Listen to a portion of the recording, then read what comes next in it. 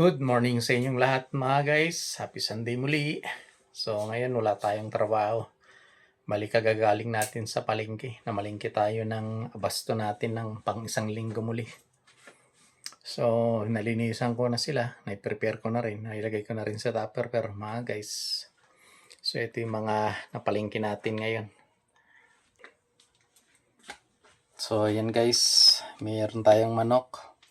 Ribs ng baboy. Pata ng baboy, ribs ng baka, may atay tayo ng baboy, atay ng manok. So meron tayong fish, ito asasa at saka tilapia. Meron din tayong ito. Yan, abangan nyo mga guys, luto natin ng sweet and sour yan. So yan yung abasto natin ng pang isang linggo na naman guys. So solve na naman tayo ng pang isang linggo natin. Palengke na tayo. So, yun lang guys. Abangan nyo yung pagluluto natin ng sweet and sour.